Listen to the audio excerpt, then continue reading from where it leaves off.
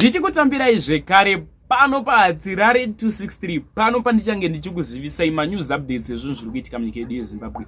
Ndinonyanyo Hatirare ndinokasika kumhanya nenyaya dzezvinhu zviri kuitika munyika yedu yeZimbabwe. Saka kana uchiri munyowani subscribe mahara wotena on the notification bell so that patinodzoka neimwe post uchange uchingozvionera. Panapa paHatirare uchange uchiwana nyaya dzezvinhu zviri kuitika munyika yedu yeZimbabwe. Saka ndati like this video, ma likes anobatsira kuti video rineri ringe richifamba kuhama neshamwari.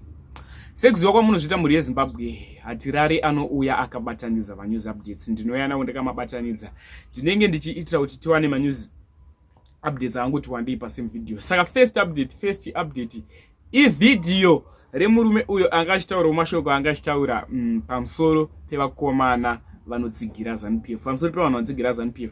Hanzi pamuri kuuya muchitaura zvinhu zvenyu pamedia, muchipawa mari dzemadhata pamwe muchitaura zvinhu zvenyu pasocial media, chibvai makumbira nemari dzekujamba dzekupinda maprivate jet muchitiza nekuti chichachaya. So da kuti muone video iroro. Wapedza kuona video, ma-updates asati apera, ndine chimwe futi chevanhu vemuZimbabwe pane zvavataura pamusoro penyika ino yeZimbabwe, pamusoro pevakuru handikwanise kuzviwedzeredza kana kuzvitapudza, but zvada kungoita munguva inoida kumbokusei muchiona video iri. Wapedza usaskipe this video, ma-updates akawanda. Ende chimwe chichemo chatiri kukumbira kumhuri yeZimbabwe, sorry nekudyirai nguva yenyu, chichemo chandinonyanya kukumbira, handei tinofollowa Facebook page rakanzi Hatirare, rangonzi Hatirare, ende ndini ndiripo paprofile pic ipapo. Handei tinofollowa, now tam 300 and something followers. Tiri kufamba tinosvika chete. Ndatibonei this video.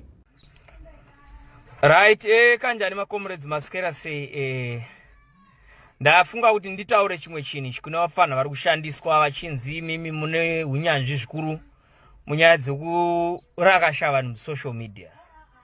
Vafana imimi pese pamunotungwa kuenda kunorakasha vanhu musocial media muchipiwa mari yedata, imvai makumbirawo mari yekuti vakuru tipeiwo mari dzekujamba ndege, dzekuti tikwire mundege, because madays ekuti mutize apedyo. Andi mazviona ari pedyo. Vanhu vamuri kusapota ava vane dzimba kuna na Dubai, vanhu vamuri kusapota ava vane dzimba kuna na South Africa. Kana chachaya vachatiza vachipinda mudzimba dzavo, iwewe uchaita sei zvako zvari utenderera uri kwachiri mumanzi? Handi wazviona? Think about all those guidelines. Handi unzwa zvandiri kutaura panapa. Ende tati titsanangure nyaya, vanhu vakanzwa ndichitaura nyaya yekuti makaranga vanofunga ndine problem nemakaranga. Ina handina problem nemakaranga, ndine problem naEmmerson Mnangagwa. He is a criminal and akatembenderwa nematsotsi. Ngasiye nyika vanhu vareme zvakanaka pasine vatengesi. Ini makaranga ndinoada, kune mamwe makaranga akanaka. Mnangagwa ndiye tsotsi, ndiye atendedzwa nemacriminal. Iye namaisani ndo the reason why people are suffering pasine vatengesi. Vatengesi ndiye ndo dzimbavha dzikusaka vanhu vasararame zvakanaka. Ndini comrade renyoka yemabhundu kutaura so. Ndinofunga wazvionera, ndinofunga wazvinzwira achizvitaurira ega pamunhu sefodya, hanzi chichachaya. Next update ividhiyo rezvizvarwa zvemuZimbabwe. But zvizvarwa zvemuZimbabwe zviri kutaurira zviri kuSouth Africa pavataura mashoko avataura. Da kukuisira video, wapedza kuona video, comment section ndeyedu, wopinda mucomment section wokomentawo uchitaura zvaunofunga pamusoro pevidhiyo ravo. Hanzi what goes around comes around. Ndomutoro vanga vachita. Ndinokumbira kuti wanze ma-likes pa this video rino rakawanda ma-likes, makarishare rakasika kuwanda ma-likes. Ndinoita plan yekudzoka nerimwe update muzuva ranhasi. Much love. God doesn't practice what he preaches. Now he has said it publicly that he's a constitutionalist. But look at what his background and what he has done for the past years he has been in power. He doesn't recognize democracy.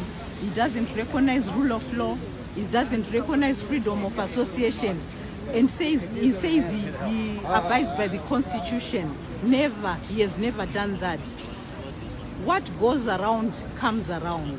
What he did to Robert Mugabe is backfiring, is coming to him.